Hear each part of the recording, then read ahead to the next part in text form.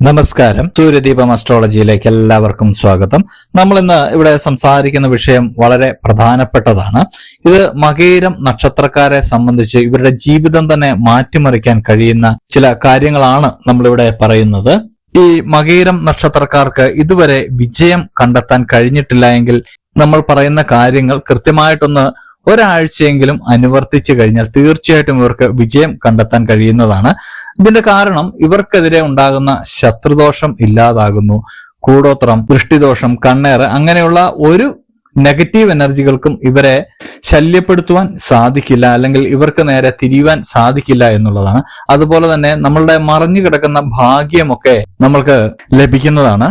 അപ്പോൾ ഈ കാര്യങ്ങളിലേക്കൊക്കെ കടക്കുന്നതിന് മുമ്പ് നമ്മളുടെ ചാനൽ ഇതുവരെ സബ്സ്ക്രൈബ് ചെയ്തിട്ടില്ലെങ്കിൽ ഒന്ന് സബ്സ്ക്രൈബ് ചെയ്യുക. കൂടാതെ വീഡിയോകൾക്ക് ലൈക്ക് ചെയ്യാൻ മറക്കരുത്. അതോടൊപ്പം നമ്മളുടെ പൂജയിലുള്ള പ്രാർത്ഥനയിൽ നിങ്ങളെ ഉൾപ്പെടുത്തണമെന്നുണ്ടെങ്കിൽ നിങ്ങളുടെ പേര്, നക്ഷത്രം, ജന്മവർഷം, തീയതി എന്നിവ കമന്റ് ബോക്സിൽ രേഖപ്പെടുത്തുക. തീർച്ചയായിട്ടും പ്രാർത്ഥനയിൽ ഉൾപ്പെടുത്തുന്നതായിരിക്കും.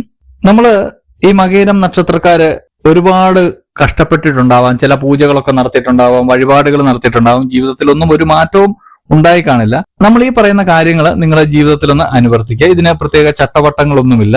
നിങ്ങൾക്ക് ദിവസവും ഒരു 10 മിനിറ്റ് നേരം ഇതിനു വേണ്ടി ചെലവഴിച്ചാൽ മാത്രം മതിയാകുന്നതാണ്.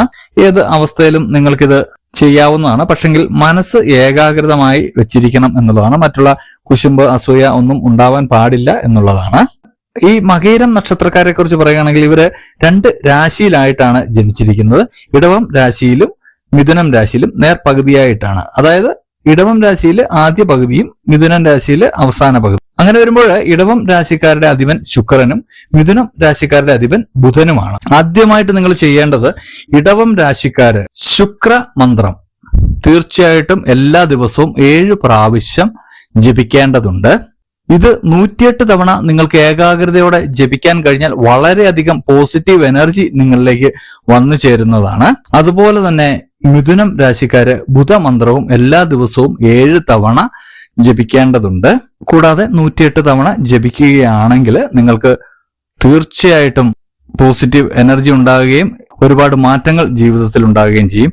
ഇപ്പോൾ നിങ്ങളുടെ നക്ഷത്രം മകയിരമാണ് എന്ന് മാത്രം അറിയാവുന്ന ചില ആളുകളുണ്ട്. ഏത് രാശിയിലാണെന്നോ ഒന്നും അറിയത്തില്ലാത്ത ആളുകളുണ്ട്. അവർ ചെയ്യേണ്ടത് നിങ്ങളുടെ നക്ഷത്രനാഥൻ എന്ന് പറയുന്നത് ചൊവ്വയാണ്. അപ്പോൾ ചൊവ്വയുടെ മന്ത്രം ജപിക്കുക. ഇത് ഇടവം രാശിയിലുള്ളവരും മിഥുനം രാശിയിലുള്ളവരും ജപിക്കുന്നതും തെറ്റില്ല. വളരെ നല്ല അനുഭവങ്ങൾ നിങ്ങൾക്കുണ്ടാവും. ഇതും 7 തവണ അല്ലെങ്കിൽ 108 തവണ ജപിക്കുക. അതുപോലെ തന്നെ നിങ്ങളുടെ നക്ഷത്ര ദേവത ചന്ദ്രനാണ്. ചന്ദ്രഭഗവാന്റെ ബീജമന്ത്രവും നിങ്ങൾ ജപിക്കേണ്ടത് വളരെ അത്യാവശ്യമാണ്. ഈ 4 മന്ത്രങ്ങൾ ഇടവം രാശിക്കാർക്ക് ഇടവം രാശിയാണ് നിങ്ങളെന്ന് ഉറപ്പുണ്ടെങ്കിൽ 3 മന്ത്രങ്ങൾ, മിഥുനം രാശിക്കും അതുപോലെ മിഥുനം രാശിയാണെന്ന് ഉറപ്പുണ്ടെങ്കിൽ 3 മന്ത്രങ്ങൾ ജപിക്കുന്നത് വളരെ അധികം പോസിറ്റീവ് എനർജി ലഭിക്കുന്നതാണ്. ഇതില് നക്ഷത്രനാഥനായിട്ടുള്ള ചൊവ്വയുടെ മന്ത്രം ഉണർന്നെഴുന്നേൽക്കുന്ന ഉടൻ തന്നെ ജപിക്കുന്നതാണ് ഏറ്റവും ഫലവത്തായിട്ടുള്ള ആദ്യ ശബ്ദം എന്ന് പറയുക. അതായത് ഒരു ദിവസം ഉണർന്നെഴുന്നേൽക്കുന്ന ഉടനെ നമ്മൾ പുറപ്പെടുവിക്കുന്ന ശബ്ദം, അത് വളരെ പോസിറ്റീവ് എനർജി നൽകാൻ കഴിയുന്നതാണ്. അതുപോലെ തന്നെ നിങ്ങളുടെ പഞ്ചഭൂതം എന്ന് പറയുന്നത് ഭൂമിയാണ്. ഈ ഭൂമിയെ തൊട്ടു വണങ്ങി തുടങ്ങുന്ന എല്ലാ കാര്യങ്ങളും നിങ്ങൾക്ക് വളരെ ശുഭകരമായിട്ട് മാറുന്നതാണ്. നിങ്ങളുടെ വൃക്ഷം കരിങ്ങാലി എന്ന് പറയുന്ന വൃക്ഷമാണ്. ഈ വൃക്ഷം നമ്മളുടെ കേരളത്തിലൊന്നും വളരാൻ സാധ്യതയില്ല. അതുകൊണ്ട് അത് പരിപാലിക്കുന്നതിനെ പറ്റി നമ്മൾ ചിന്തിക്കേണ്ട കാര്യമില്ല. അതിന് പകരമായിട്ട് ഇതിന്റെ കരിങ്ങാലിയുടെ ഒറിജിനൽ മാല ലഭിക്കുന്നതാണ്. അപ്പോൾ കരിങ്ങാലി മാല നിങ്ങൾ എല്ലാവരും ധരിക്കുന്നത് വളരെ നല്ലതായിരിക്കും. കരിങ്ങാലി മാല വളരെയധികം പോസിറ്റീവ് എനർജി മകയിരം നക്ഷത്രക്കാർക്ക് കൊണ്ടുവന്ന് തരുന്നതാണ്. അതുകൊണ്ട് എല്ലാവരും ഒന്ന് വാങ്ങി ധരിക്കുവാൻ ശ്രമിക്കുക. അതുപോലെ തന്നെ ഈ മകയിരം നക്ഷത്രക്കാർക്ക് പേരുകൾ ഇടുമ്പോൾ ഓരോ പാദക്കാർക്കും ഓരോ അക്ഷരങ്ങൾ വെച്ച് തുടങ്ങുന്ന പേരുകളാണ് ഉചിതം. പക്ഷെങ്കിൽ നമ്മളൊക്കെ നമ്മളുടെ പേരുകൾ മുൻപ് തന്നെ ഇട്ടുപോയവരാണ്. ഇപ്പോൾ കേൾക്കുന്ന ആളുകളൊക്കെ ചിലർക്ക് ഈ അക്ഷരങ്ങൾ കൃത്യമായി ഇടാൻ കഴിഞ്ഞിട്ടില്ലായിരിക്കാം. അവര് പ്രത്യേക കാര്യങ്ങൾ ചെയ്യുമ്പോൾ അനുവർത്തിക്കേണ്ട കാര്യങ്ങളാണ് നമ്മളിവിടെ പറയുന്നത്.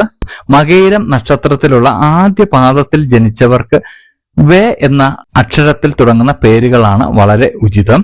2ാമത്തെ പാദത്തിലാണെങ്കിൽ വോ എന്നും, 3ാമത്തെ പാദത്തിലാണെങ്കിൽ ഖ എന്നും, 4ാമത്തെ പാദത്തിലാണെങ്കിൽ കി എന്നും ഉള്ള അക്ഷരങ്ങളിൽ തുടങ്ങുന്ന പേരുകൾ ഇടുന്നതാണ് ഉചിതം.